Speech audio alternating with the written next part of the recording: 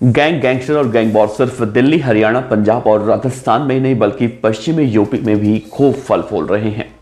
लेकिन यूपी सरकार, UP police और यूपी की एसटीएफ ऐसे गुंडे माफियाओं को अब फलने फूलने से रोकने के लिए जो अभियान चला रही है, उससे यूपी देश में अपराध और अपराधियों पर लगाम लगाने के लिए एक नया आयाम बना रहा है। कानपुर वाला विकास दुबे तो आपको याद होगा, जिसने कई पुलिस वालों की हत्या की थी, जिसके बाद यूपी पुलिस ने उसे एनकाउंटर में ठोंक दिया था।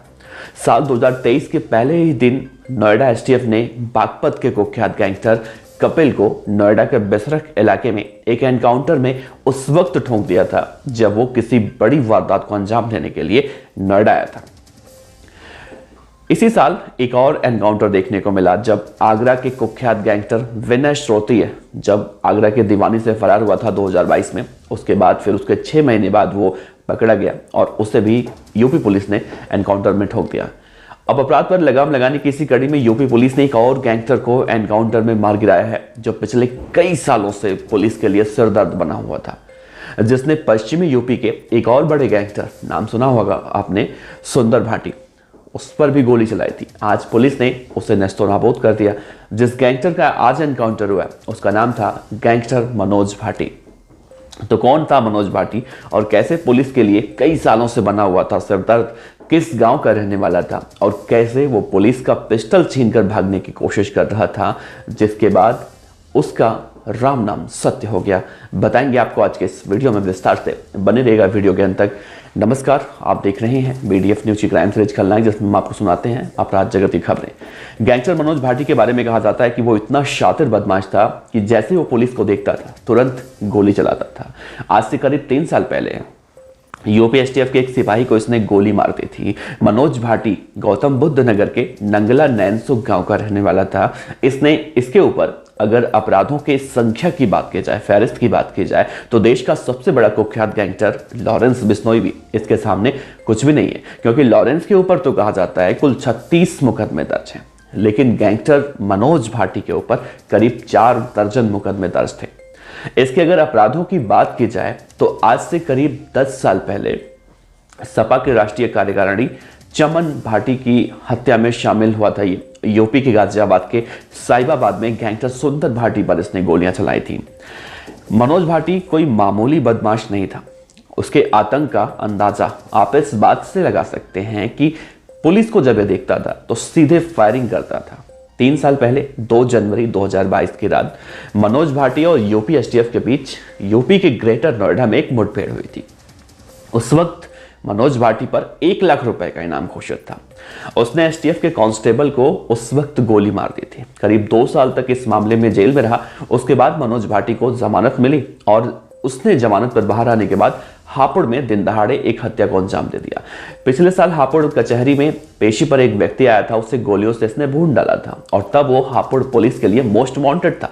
लिहाजा उस पर एक बार फिर से यूपी सरकार ने 1 लाख रुपए का इनाम घोषित कर दिया। एसटीएफ की वेस्ट यूपी यूनिट और ग्रेटर नोएडा की थाना सूरजपुर पुलिस ने ज्वाइंट ऑपरेशन में 2 जनवरी 2020 की रात मनोज भाटी के गांव नगला नैनसुख में छापा मारा था। उस पर 1 लाख रुपए का इनाम उस वक्त घोषित था। मनोज पुलिस को देखकर वहां से भाग गया था। तत्कालीन एसएसपी नोएडा के वैभव कृष्णा ने कहा था उस वक्त कि जनपद गांव के चौराहे के पास पुलिस को एक मोटरसाइकिल पर संदिग्ध व्यक्ति आता हुआ दिखाई दिया। जब पुलिस ने उसे रुकने का इशारा किया तो उसने पुलिस को देखते ही अपने आदत के हिसाब से गोली चला दी। थाना सूरजपुर पुलिस और एसटीएफ के जवानों ने भी गोली चलाई थी। जवाबी कार्रवाई में पुलिस की गोली बदमाश के पैर में उस वक्त लगी थी और इसके बाद एसटीएफ के एक सिपाही सुनील को उसके द्वारा चलाई गई गोली लगी थी।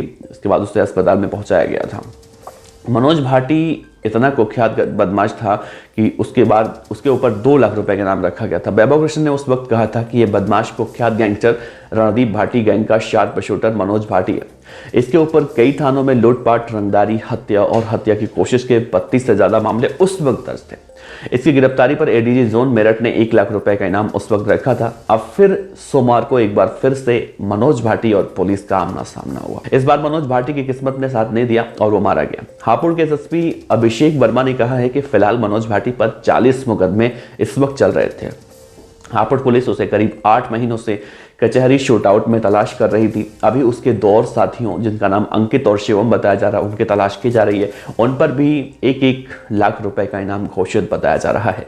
मनोज भाटी मूल रूप से ग्रेटर नोएडा में नंगला नैनसुख गांव का रहने वाला था। वो पिछले 1 दशक से जराइम की दुनिया में सक्रिय था। मनोज भाटी मुख्य रूप से रणदीप भाटी गैंग और अनिल दोजाना गैंग के लिए हत्या, लूट, रंगदारी और कारोबारियों को धमकी देने का काम किया करता था।